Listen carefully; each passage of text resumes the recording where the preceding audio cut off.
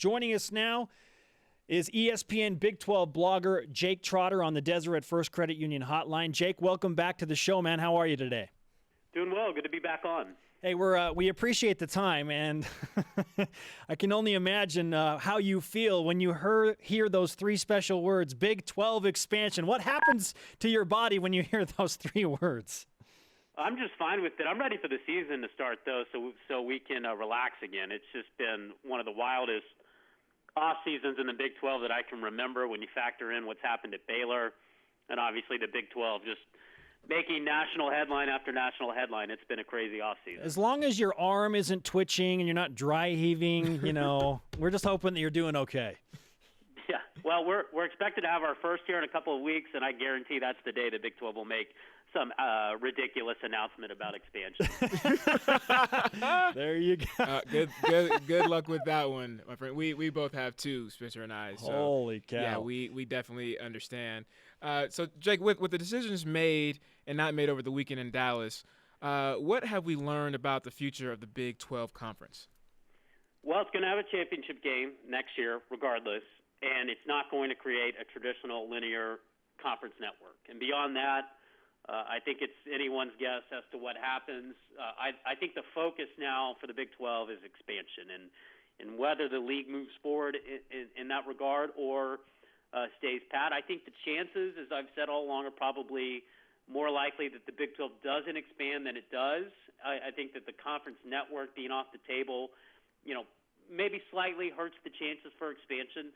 But on the other side, because there is no network being pursued anymore, I think that could change the way the Big 12 looks at expansion. And now maybe instead of focusing on potential TV markets, which you'd have to do in order to get the network off the ground, maybe you come back and look at strongest football programs, because now it's about strengthening the brand and the product as much as possible. And I would argue that it's probably good news for the BYUs of the world, which are the strongest football programs out there, maybe bad news for, say, Central Florida, which has a huge market but virtually no football tradition whatsoever.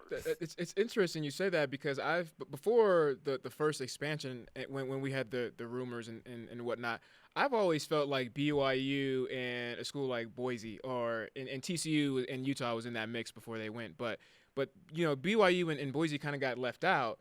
And so as I'm thinking of why conferences or why Boise wouldn't be attractive, it was because of the TV market. And so do you think that now would be an opportunity for or conferences like the Big 12 to look at a school like a Boise that has that tradition? I haven't heard a lot of buzz about Boise State. I think maybe it even helps Houston a little bit more, because the debate going into these meetings was, what do you get from Houston? Do you get the Houston market? Does the Big 12 already have enough of a stranglehold on that market? Even if you add Houston, does it really counter what the inroads the SEC has been able to make into the Houston market? And now you come back to, okay, what do you get from a football perspective by adding Houston? And I think, in a lot of ways, Houston is similar to TCU, where they have good tradition. They have a lot of players in their backyard. Sometimes they're not able to get those players because they play in an inferior conference.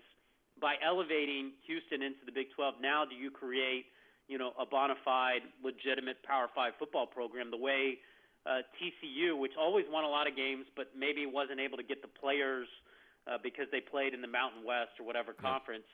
Now TCU, we've seen what they've been able to do in the Big 12. Is that a similar comparison? That also could work against Houston in some way, because now if you're Texas, if you're Oklahoma, do you really want to recruit against Houston for players that you might be able to get otherwise, previously, because the conference difference? So those are conversations that the Big 12 is going to be having.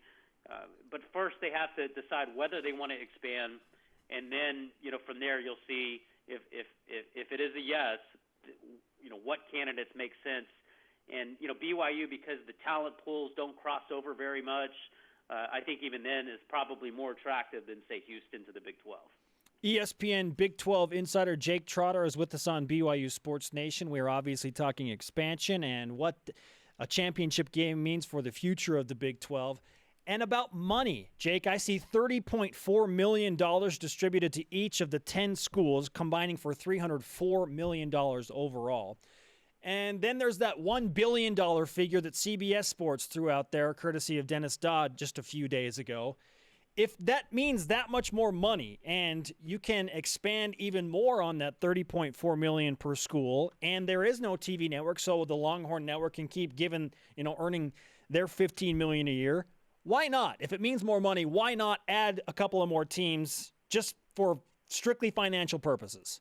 Yeah, I think there are two reasons why you might not. One, you don't want to dilute the product. And now, I'm not saying that I agree that BYU would dilute the product, but I think there were some in the Big 12 that would say if you add two teams based on what's out there, maybe it dilutes the on-field product, when you could be playing, 9 conference games. Now you're playing divisional schedule. That's an extra, non-conference game, probably against, an FCS type opponent.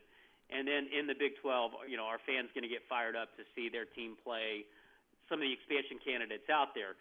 The second argument against expansion is if you expand now, you basically diminish your chances for doing something down the line. That's something Texas Athletic Director Mike Perrin said last week. If you expand now, maybe your chances of getting an Arizona or Arizona State or Florida State or Clemson down the road when we see the next seismic shift and realignment, perhaps in 8 years, goes down. So those are really, I think, the two arguments against expansion. But again, the pro rata, increases, like you mentioned, the $1 billion, which is, it sounds like a lot. It's actually just basically the full pro rata kick in from television money. In other words, $50 million a year for 2 members, assuming that number is $25 million in TV revenue for the next 8 years, which obviously adds up to a lot of money.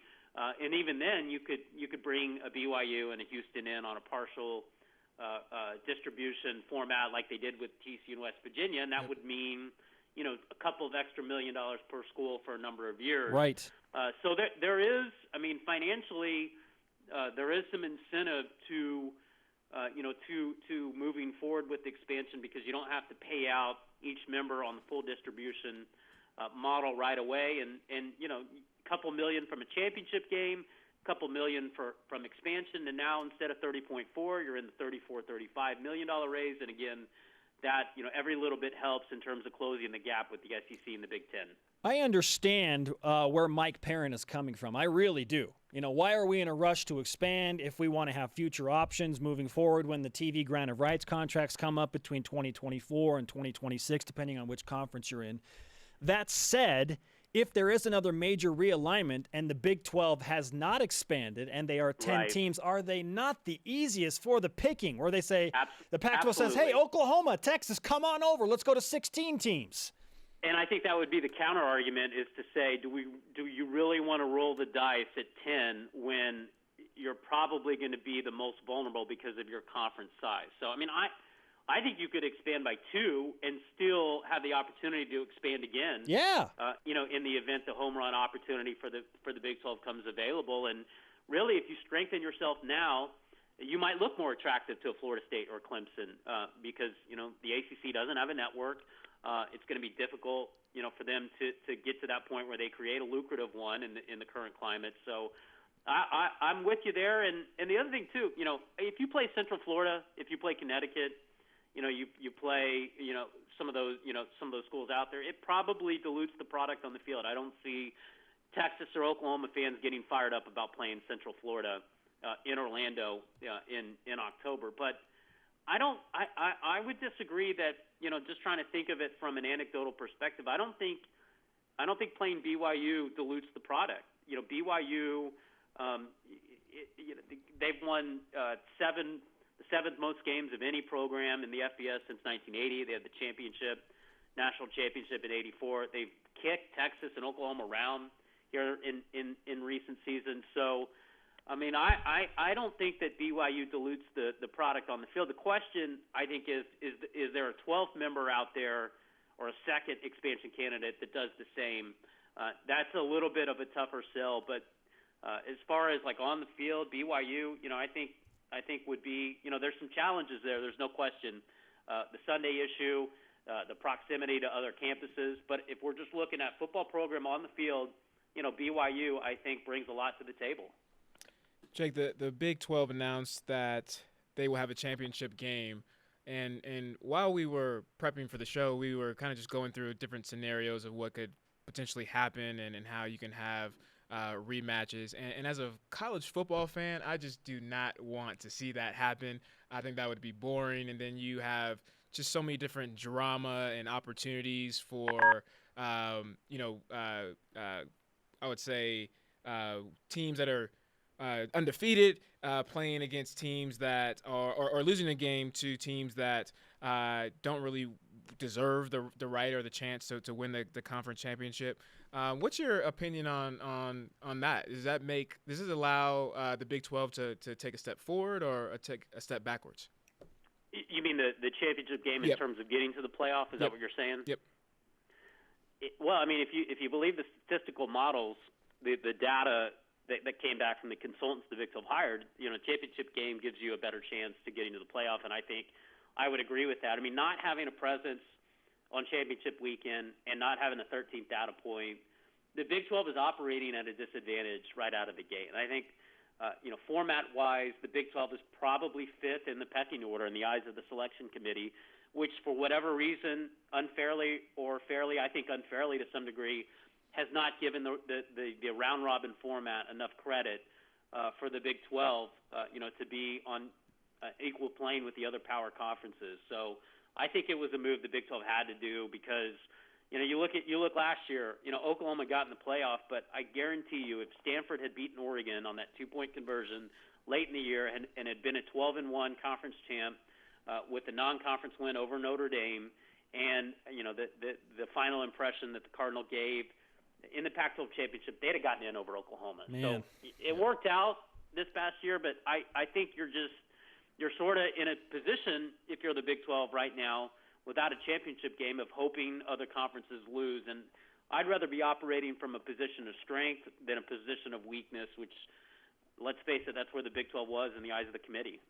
Jake Trotter has been with ESPN since 2011. Great follow on Twitter. Follow him there at Jake_Trotter. Intriguing stuff, my friend. We look forward to the next time we can do it again. Yeah, I've gotten a lot of BYU followers in the last few months. I wonder why. You're welcome, Jake. Yeah.